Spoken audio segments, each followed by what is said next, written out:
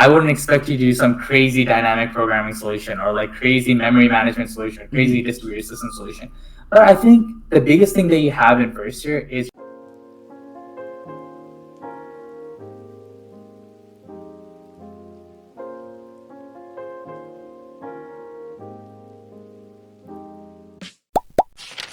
Hello.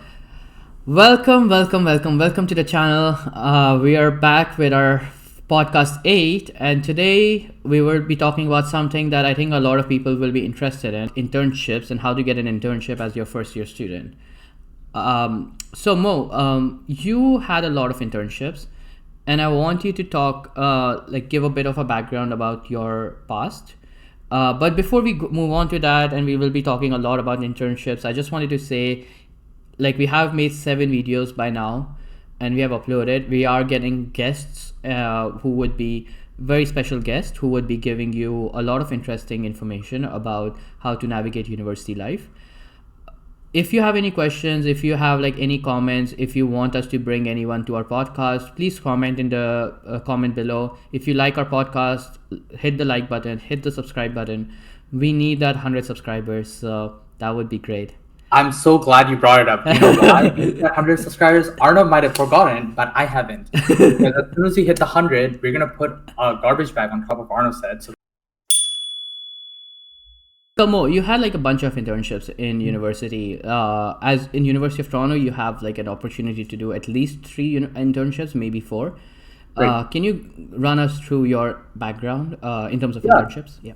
For sure. So I started off in first year at I started off actually in track 1, which is general engineering. Arnav, I know you started at computer engineering, but I did track 1. So at that time, I wasn't sure what I wanted to do because I was trying to pick up what engineering discipline I wanted to go into. But kind of sort of within my interest at the end of my first year, I worked as an IT intern for Legal Aid Ontario, which is a government organization. They provide lawyers for people who can't afford them. I worked in their IT department. I'll talk more about that later. End of my second year, so second year going in, finishing first year, I chose computer engineering, and that's when I met Arnav, and we started partnering up for projects and whatnot. End of that year, I worked as a database analyst for Bank of Montreal. Worked for 3 months. I couldn't finish up all 4. I only worked partially throughout the summer because of some family commitments at that time.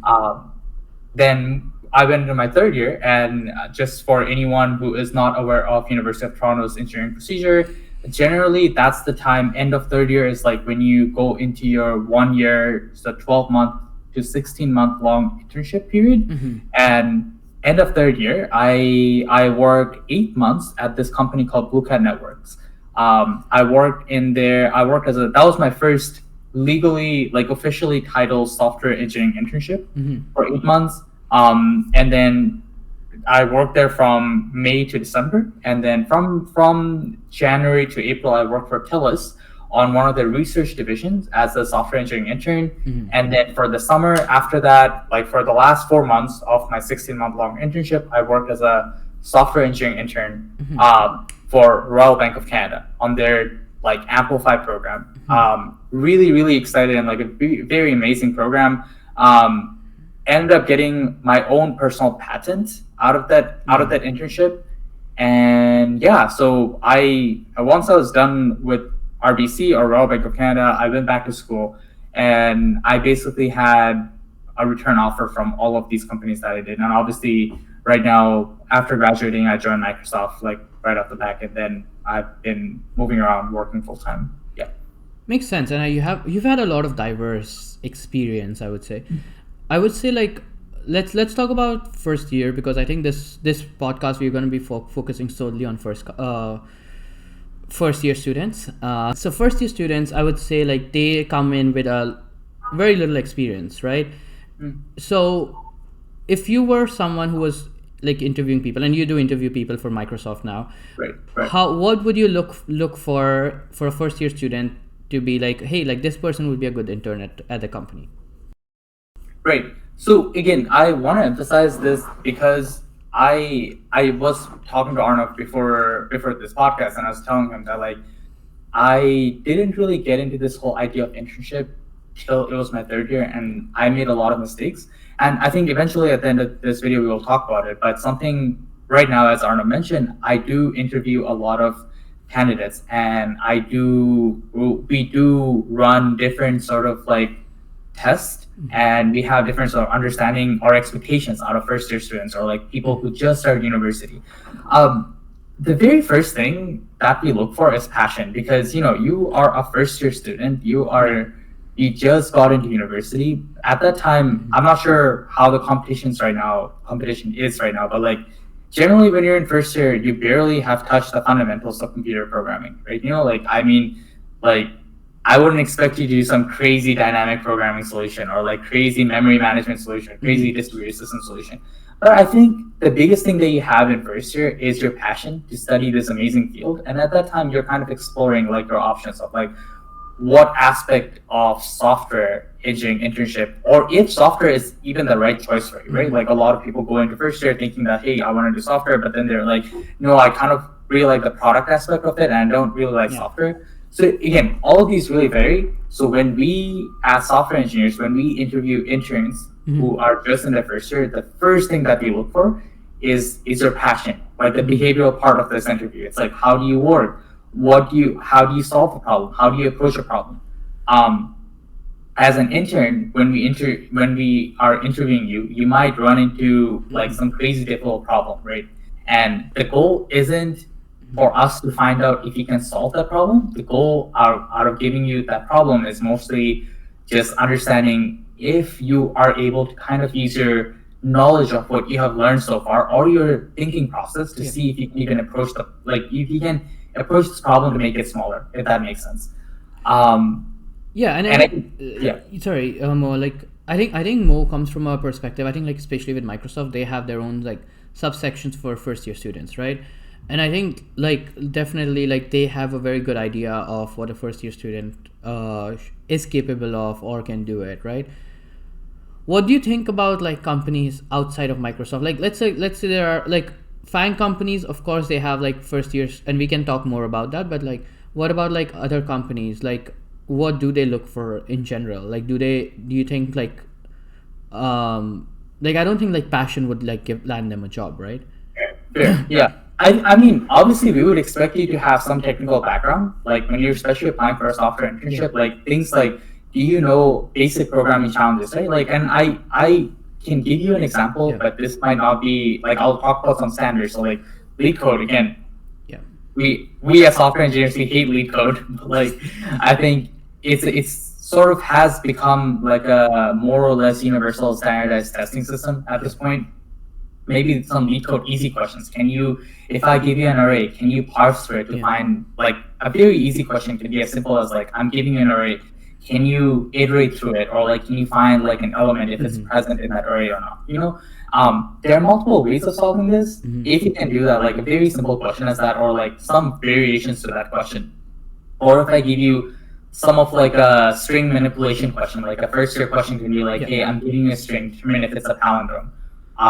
Can you it's like how like, so the questions aren't meant to be super challenging. They're more so meant to be for us to give it to you so that we know that you can at least code or do some basic stuff. But other things that we look forward to it, because these questions are relatively a lot easier, it's like, are you looking into these corner cases, right? Like, so for example, I'm giving you an example again. Let's say I give you a question. It's like, hey, I will give you any string. You have to return if that string is a palindrome or not.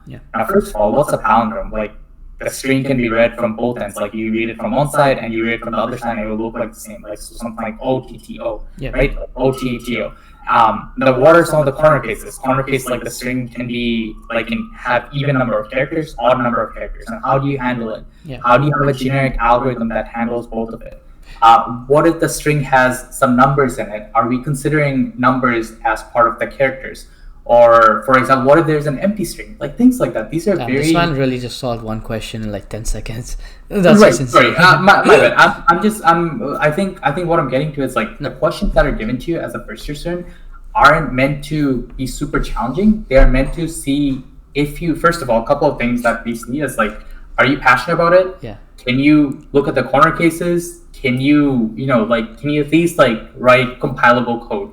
Because these questions aren't super challenging. You have 30 minutes. We expect you to like write some basic code. Yeah. And I think that's a great point. I think like there is some unnecessary, like I think like there's a bit of an unnecessary pressure that is put on students, not just first year in general. I think in interviews, like you have to do it in 30 seconds, like a question or 30 minutes, a question or whatever. And I think like it's reasonable. Like I've seen people like some people struggle with lead code. Like earlier I used to think this was so ridiculous, like how can someone do it? I think now obviously like with the experience I know like, hey, like given a lead code question, I think I should be able to navigate my way through it within 30 minutes. So it's definitely possible. It comes with experience. Of course you don't have that experience as first year. So I had like some things that I wanted to mention for first year students. So me, like I basically went into research job, and that is an alternative. But like if you don't want to go into research today, I want to focus completely on internships. But letting you know there is a pathway for research as well. Internship itself, like you need to start applying early, and I think like a lot of people don't get that, like applying, how important it is to apply early. It is extremely important that you start applying like by December, at least November, December, in my opinion, because that's like a lot of companies are looking for candidates, and it is first come first basis.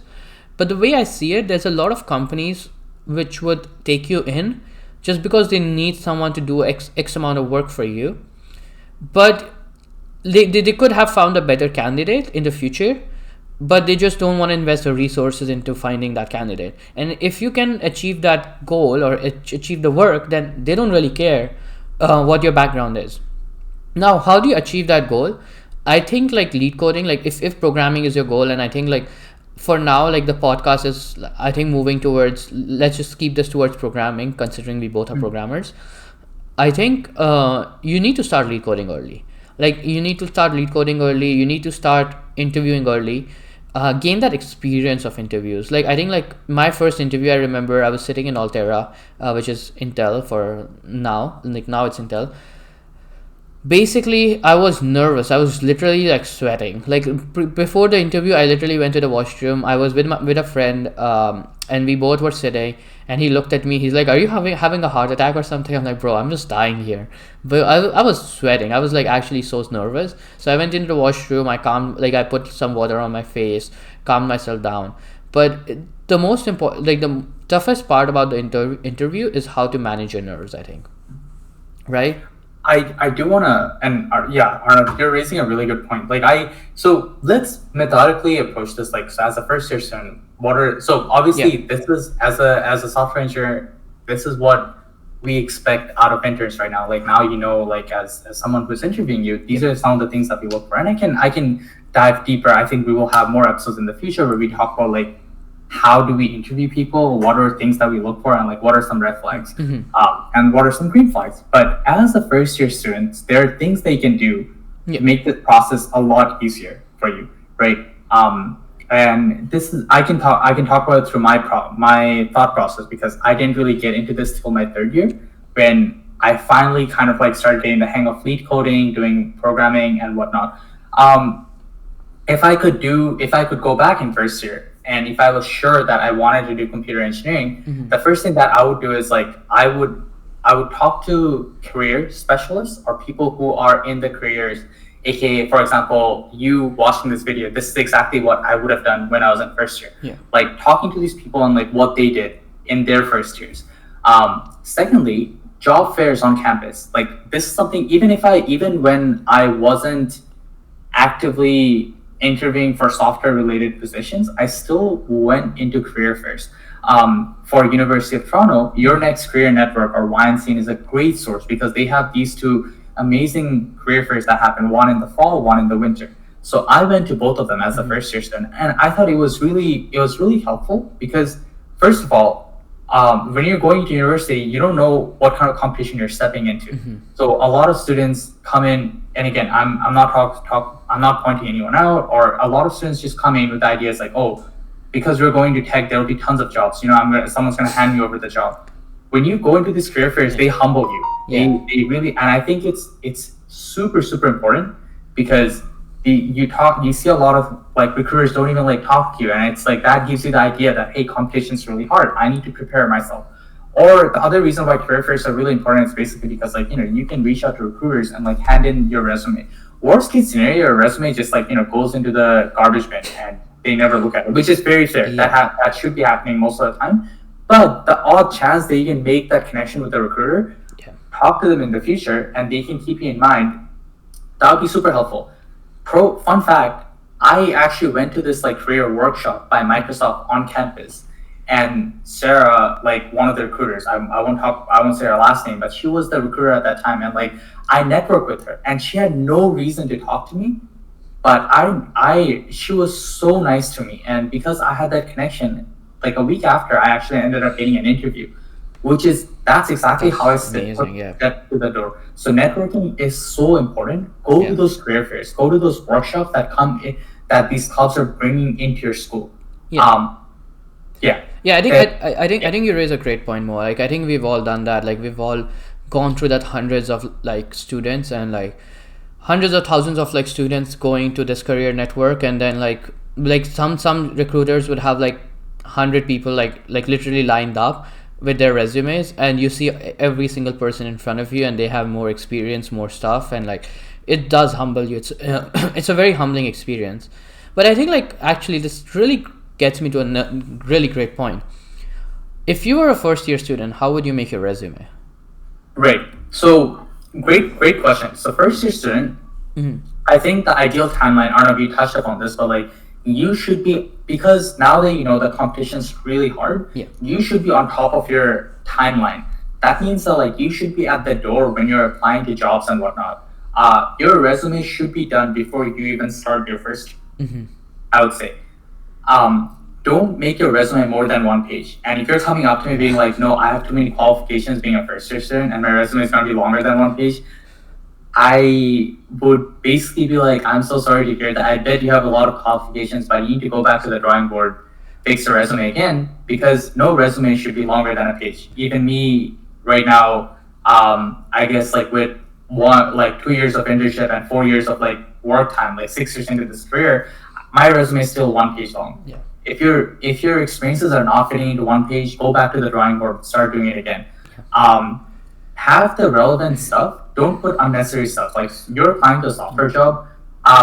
It's great that you coached your soccer team. Okay, I'm talking about myself. I did that in my first year. I put like assistant soccer coach in grade 11. I mean, it's great that you have the soccer experience. But no one will care. It's not relevant to your job. I bet like unless you have an empty spot in your resume and you need to fill it up with something, get that stuff out. No one cares. Sorry, that sounds so mean. No. I think that's a really good point. I wanted to tell you like the unnecessary things I had, and if you have like care to join in, Yeah. I had a picture of myself. I had a description page. Literally, that's it. I'm a very passionate, hardworking student. And a lot of people, I still see so many resumes having that, and I'm like, literally every person can write that. That doesn't back you up from anything. So I had that. Then I had my interests and hobbies, which sometimes was interesting, sometimes not.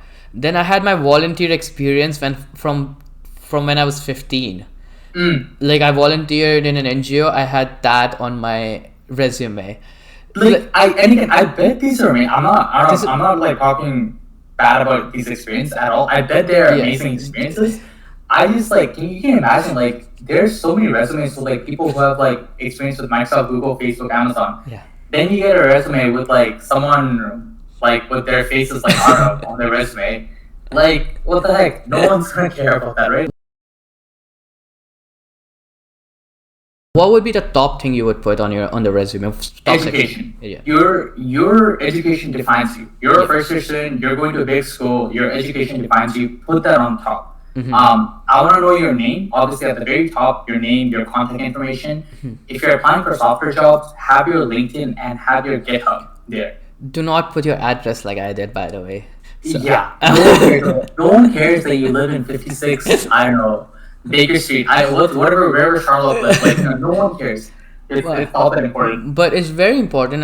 Like for me, it was very important. Like a lot of people reached out to me with their phone number. So make sure you have your correct phone number and correct email address. I have had resumes where my email address was not correct. So don't do that. You're like, how? Arnav, why? You're a grown-ass. Anyway, sorry.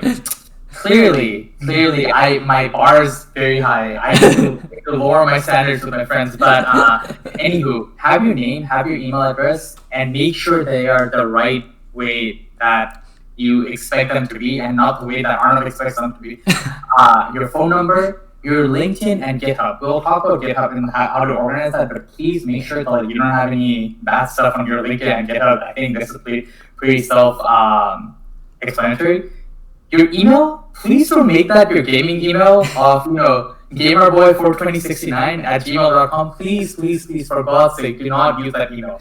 Have a good email. So you're saying I can't use my YOLO 69 420? No, you cannot. You definitely cannot.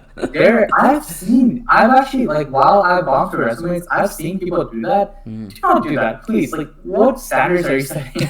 You're a grown-ass 18-year-old person. Like, I bet at least you're 18. You're applying to a job, like, be professional. Education. Make sure your education is at the very top with when you started if you're currently studying, put present. Some people like putting their expected graduation date. That's good. Like, honestly, both are fine. I would say put your expected graduation date. You can also say present. Like, it's totally fine. Okay, so let's say like you were writing an education. Inside the education column, what would you put? Like you put it like you put your your degree, you put your expected graduation.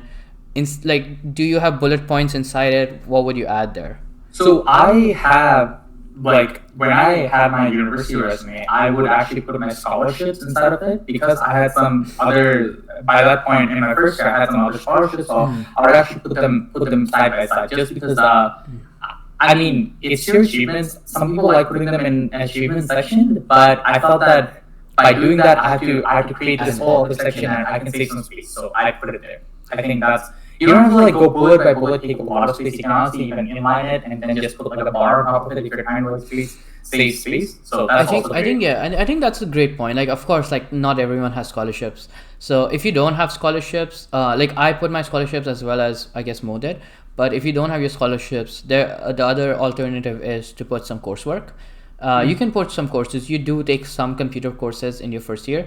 Talking about that, maybe like honestly, like you can actually talk about like what you're going to be studying in your course and what you're going to be learning by the time you graduate, like by the time you start your job, right? So you can say like, hey, like I know about stacks, this, like I don't know, linked list. For example, if you take an intro to AI course, like I doubt you will as a first year student, but still, if you do it, it would be really nice. For sure. Yeah, I mean, programming does teach you about pointers and all of that stuff. So you can put some coursework there. And I think that's like, it's a nice idea to have like the recruiter know that you know all these concepts. Right. And then think about this, like, and this is what I think is a good segue to our next section. And I personally put projects as my next section. Right. Do you have any other section that you would put? So it really varies for me between projects. Like, so when I was making resumes seriously, like it varied for skills versus projects.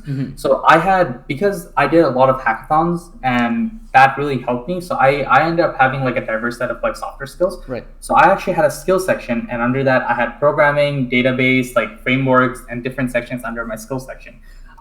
It generally, if you have more interesting projects, I think the project section can also go there. If you feel like your work experience is better, like by first year, let's say, I know like there's some kids like who are doing software internships in high school.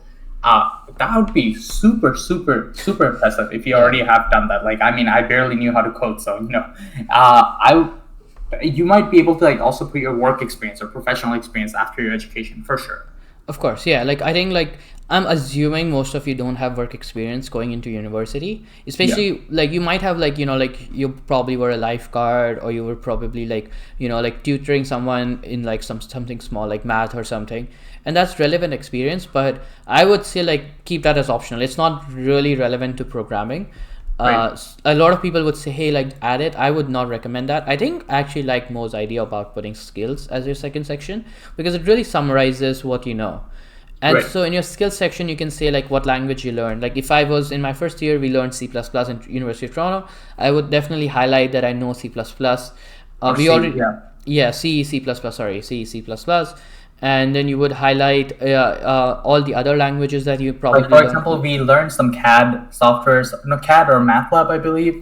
Yeah, MATLAB would be great to add. I think like IDEs, we used NetBeans at that time, and like a bunch of like other things. These are like even though these are very small things from a first year student's perspective, these are very impressive, right? Like the yeah, fact that you're learning this, it's definitely helpful. Like it's more helpful than I worked as. So for example, I worked as a cashier at Winners. I mean, it gave me money. I could treat my parents to a vacation at the end of summer, but like it wasn't relevant to software, right? Like, and it gave me people skill, and for Yeah. sure that might have been relevant at the end. But the way you want to think of your resume is like a recruiter looks at your resume for a total of 7 seconds. yeah. When a recruiter looks at your resume, they have 7 seconds to judge that if they will give that person the next round of interviews or if they will trash their resume. You want to put your most important thing from top to your least important thing at the bottom. So your education defines you right now because you're a software engineering student. That goes to the top. Skills or projects, these define you as a person. They go second. Your people or extracurricular activities, I would say that are in school. So for example, let's say you're in a design club where you're using software to design things. Yeah. That defines you right now as a software engineer more than a cashier at Winners. Again, I'm talking about myself, not calling anyone out. That would go there. Then finally, if you want to do people skills or job experience, you can put that in bullet points at the bottom. I would almost say like leave it out of your resume. Yeah. If you have more important stuff, put that in your resume because anything will supersede it. Yeah, I think job skill, like what would you add in your job skill, in your opinion? I think anything that has people skills, if you're looking for like, I know Yeah. PM product managers require that, so you can probably add that. And I would frame the job title based on what you did. Yep. So when you're hired, let's say again, I want to give my own example. I don't want to call anyone out, or I don't want to use this to offend anyone. So I worked as a cashier at Winners, but my position officially from Winners was a very generic, I think, operation assistant, or I think sales associate or something like that. So you can actually manipulate that title. Yeah. Because it's so generic, you can actually manipulate the title to the specific job experience. So for example, in that case, even though I was a cashier, I still was interacting with people. Yeah. And I still had those people skills. So like, I mean, you can definitely, like, I think operation assistant, or I don't know, like, I think I used sales associate for Winners. And inside those bullet points, I definitely had more. I wasn't saying, oh, I was a cashier at Winners. I used the experience that I had, but I framed it more so in terms of like people, how I assisted people. This is the bit that gets really, really important in your resume. Use STAR method to any point that you have on your resume. And what does STAR stand for? And Arnav, I'm sure we will be providing these resources on our Instagram. Like if anyone's looking at this video, like please Google STAR method. I think Mohammed brings up a really good point here. It is a really good way to convey your points. So you said skills, you said projects, we said clubs, right? How many projects in general should you add? Right. So for me, I don't like expanding any of my sections beyond two big chunks with points. So ideally, even with job experience, I actually leave out other job experiences right now because they can't fit into one page. But you generally 2 to 3 are 3 max. 2 is ideal. 1 is looks a tiny bit awkward because you just have like 1 point. So ideally 2 is like that sweet spot that I would put in.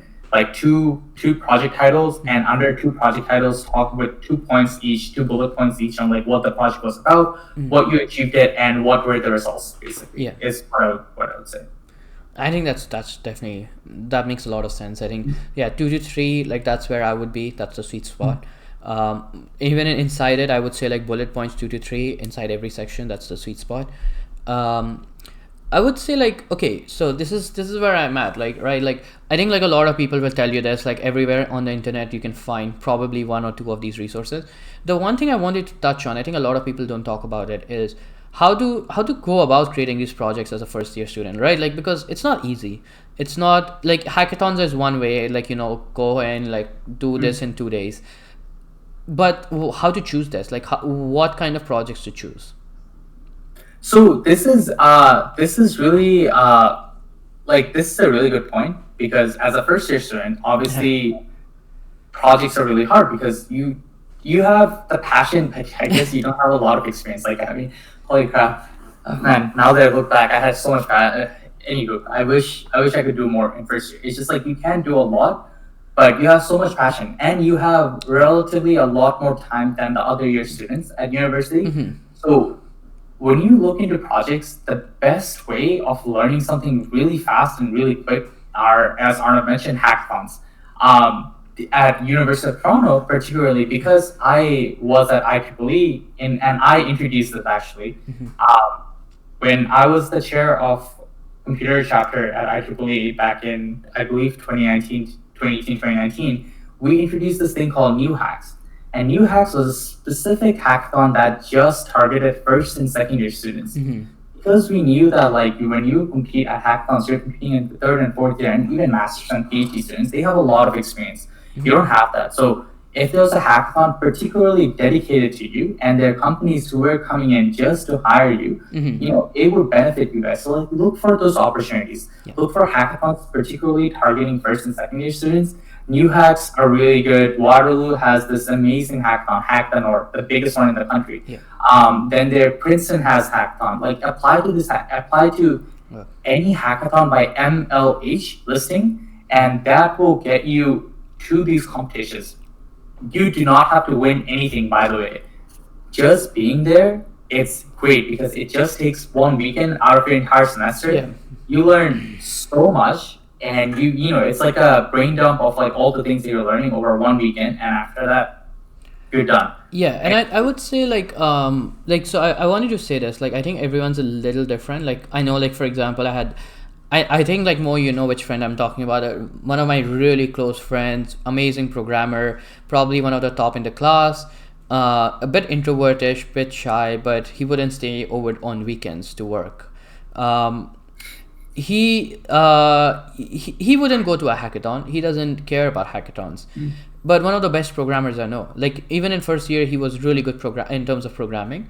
Right. And for him, like, if you said, like, hey, like, there's this competition, he would be like, okay, I don't care about competition. He hated competitiveness. I would say, like, there's a lot of people who are going to be like that, who hate competition.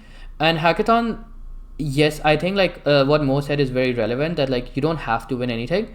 But if you're one of those people who hate competitiveness, remember, like, you can learn how to make a GitHub, like, a project on GitHub, and do it on your own time. What's important is that you do end up, like, in my opinion, you should at least try like 3 or 4 projects, especially if you're like there are people who work really well alone. If you're one of those people, make sure you have 3 or 4 projects that you have already created, and you choose 2 or 3 of them out of them. I think sorry, go ahead. It's just, I was just gonna say, like, it's just a bit harder to learn these things by yourself because you're just in first year. You don't have a lot of experience. I want to emphasize that, like, if you're as lazy as I am, like, I think Arnav and his friend that he's talking about are really smart people, and like, I personally don't think everyone is like Arnav. I think more people are like me than Arnav and his friend. So he can gain a competitive edge as well. But also, again, if you're smart and and you don't like the competitiveness, very valid. A lot of your school projects as well. Like, I think a really good challenge is, like, you do a lot of these school projects that are decently interesting. You can actually take them to the next level. Like, so for example, when a first year project example that I had was like building a music library, end of your programming course in first year that both me and Arnav took, we had to build a music library, and it had Taylor Swift songs. I can now that I look back, and I could have definitely extended that to add like UI on top of it. Like, it had everything. We could just build like UI on top of it. Bro, we had a game too. Like, I don't know if first year students still have that, or Othello. I remember. Yeah, Othello. Yeah, it's crazy. So like there's plenty of opportunities for you to do stuff, I would say. And like, what I would say is, like, you have to take the initiative if you want to get a good internship in your first year. Taking the initiative is really important. I think we have touched upon all the bullet points, like each section. I think like we've touched upon the skills, we touched upon education, we touched upon skills, projects. Right. If you have any achievements, maybe add those achievements. Is there anything else? Like we talked about internships. If you have any additional work experience, you can add that in your resume. Is there anything else? If for your people skills, like you can add in club experience. I think Clubs, yeah. club experience would be design club experience. would Leadership as actually- well, yeah. Yeah, because if you're especially in clubs like you've had, like the aerospace team or like for example the solar car team, Yeah. these are very relevant software experiences. So you can definitely add that into your resume, and I think that will definitely help you. But again, I want to emphasize this as first year student, your biggest thing should be networking. You should be networking with anyone and everyone. University of Toronto does not emphasize on this, and I have seen other people on how they do this. It's crazy. Set up that, go on LinkedIn, go talk to people that you want to you want to interview for. It's crazy how many people don't know to just cold email on LinkedIn. Like literally, like I was job hunting recently, and my major thing to do was wake up and go on search up recruiters, and I would just email all the recruiters with my template and with a templated like request and a resume, and I kept on doing that, and trust me, like if you do that, you would get like almost 10x returns than someone on career fair, even, to be honest. Not that you shouldn't go to career fairs, you should, but you should also do this work, and you should network. I think what we're getting to is like you should definitely network, because like that's something that University of Toronto particularly does not do. I think a lot of other universities like Waterloo, I believe Ryerson, Toronto Metropolitan University, TMU, like a lot of these other universities really emphasize on it. And American schools explicitly ask you to network with 10 people per week. Like they have a grade on like how much you can network. So please do that. I think Arnav touched upon lead code. Get into lead code really early, because I think lead coding isn't something that I did. There are two sections of internship, one come out in fall, one in winter. Make sure you're ahead of the curve by lead coding easy and medium questions. Like try at least easy questions, and get to them ahead of time and apply as soon as the postings come out. So now like I think this is like the last section I want to talk about, I think. And I think this is kind of important, because I feel like everyone, we kind of sounding like motivational speaker right now. Hey, like if you just woke up at 6 a.m. in the morning and started jogging in the morning, then after 1 hour ate the best breakfast, king size breakfast, worked for 8 hours, and your life should be good. You mean you don't do that? I do that. I don't know about you. I wake up, I go out for a run, I do a cold shower, and then a call with like my CEO. I actually travel to eat.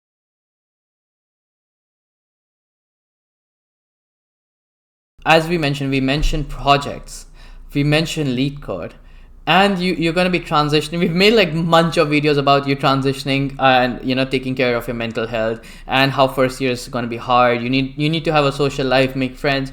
So there's we've said you need to have you need to make friends, you need to study, and you need to still do all of this work, right? Seems kind of impossible if I was a first year student. And you said networking, which is hey, you have to start cold email. How am I going to make time for all of this? Are you asking me, or it is what it is. That's what I say. Go stand for a mirror, be like, yo, it is what it. I'm kidding. So to answer that question, Arnav, I'm not sure if you had an idea, but I think for me, it's the way I do it's to each their own. Sometimes it's okay to be sometimes it's okay to set some goals, very small goals, right? And achieve them, and being I'm proud of what I have achieved. Even today, even right now when I'm so busy, some days I just wake up and be I want to do laundry today. I set that one goal for myself, and I do every other thing. And at the end of the night, if I can do laundry by end of the day, I call it a successful day. Your goal can be set those small goals. You don't have to be a crazy influencer who does 10x things a day. Just set that small goal and try achieving that. And I think if you set those set small but very realistic goals, and what's realistic to you can vary, right? A lot of people can be I can do 50 things in one day, I can do 2 things in one day, and it has nothing about it doesn't say anything about how good of a person you are, or how successful of a person you are.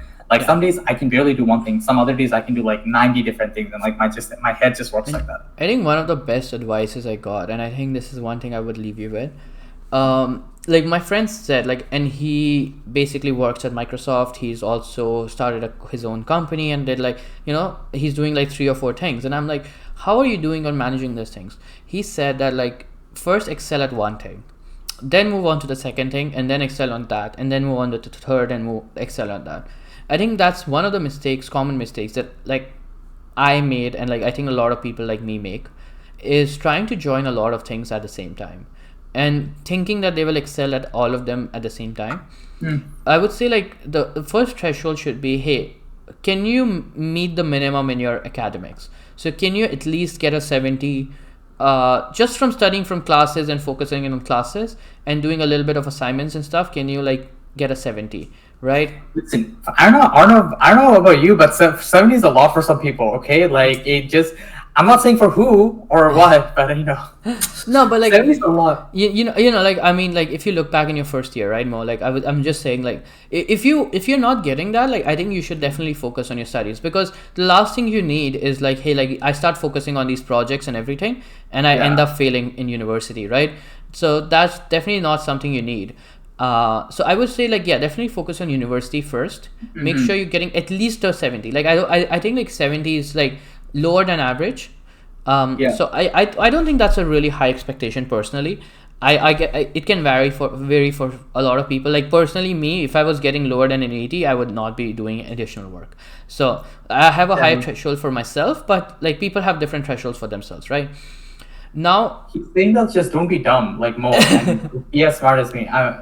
But yeah, no, I definitely agree with you. Like, like especially set that boundary. It doesn't have to be 70. For some people, it's 70s. For some people, it's 60s. For some people, it might even be just passing, right? Yeah. If you're set that threshold first, it doesn't matter. I don't want to say just passing, because if you're just passing, then like, like if you start taking on new load, you might. Arnav, people have different expectations. Bro, I don't want people to fail, okay? But fair. But I think where we're getting to is like, it's. Like, as you can clearly see, my expectations are very different than Arnav's. Like, right? Like, so I set the threshold. Like Arnav said, like if he was getting anything less than 80, he would not do it. For me, but my threshold was a bit lower. Like I was like 75 was my threshold. Like I was like, hey, if I was getting less than 75 in things, I won't do it. And like, you can be like, oh, 75, 80, what difference does it make? It makes a lot of difference. It makes the biggest difference between crazy in terms of GPA from 75 to 77 to 80. Awful. I cannot re-emphasize on like how much difference it makes, but like for me the threshold was 75. For Arnav it's 80. For some people it's 60, right? Like, so again, set that for yourself, and if you're it's okay. It's okay to not do well, but it's not okay for you to not do well, not meeting your threshold, and then committing to more things. You would be letting other people down. You'd be letting yourself down. Correct. And that feeling sucks. Yeah. So, and then after that, like I would say, like the first thing you should try to add on is like some projects. It doesn't matter where it comes from. You can do it from a hackathon. You can do it from online. You can literally replicate someone else's project. Like you can like pick up like a calculator, simple calculator. It's a very common project, building a calculator, or maybe like designing a small website. You don't even have to deploy it. Just like designing it, like that would be great. Designing your own personal portfolio.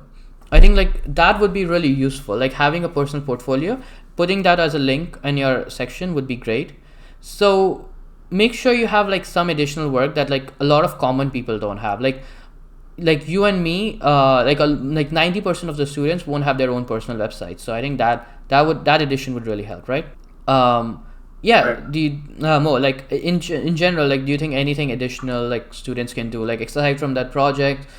We talked about clubs. After that I would say like join a club. You can join a club while you're doing your projects, because club work is like more long term, whereas like your project should be short term. I would say like keep your project work between 2 to 3 days if possible, at the max within a week, so that like try to complete a project instead of like like let it being a lingering ongoing project. I think like one last thing is like don't be afraid. Like don't be afraid to like make mistakes. It's okay. Like your first interview, and don't be afraid to fail. Don't be afraid to get rejected. I guess that's like I believe so. I didn't do my application tracking until second year, and even in second year with experience, I thought that every time I was proud of myself, I've gotten humbled all throughout my life. Even right now, I get humbled every other day. Yeah. Not by Arnav, by other people, But anywho, Jeez. in second year, I tracked it on an Excel spreadsheet. I applied to more than, I believe, 386 jobs. I only heard back from so I got rejected. Like, I got mass rejection out of all these companies, and I only heard back from 10, I believe, 10 separate companies. Yeah. And these companies are like, hey, what's your status? What are you doing? Just that one email, right? Out of those 10 companies, I moved on to the second round of interviews for only 5 companies. Like, out of 386 companies, I only moved on to the second round from 5 companies. And I had an offer from one company. One. That was my only one. You have to, and I'm sure you guys can do a lot better because you're watching these videos, you're prepping for yourself. It'll be a lot better for you. I had no luck, no whatsoever. No one guided me. So it's okay to face rejection. It's okay to get rejected and being like, hey, I don't have anything for the summer. It's okay to not land an internship in the summer. Do some other things, like work on your projects, like take an extra course. Like, don't waste your summer because it's precious, right? Like, don't waste it. Do some other things and make sure that you are you're being productive in one way or another. I think that's basically my advice. Don't let it go. Great advice.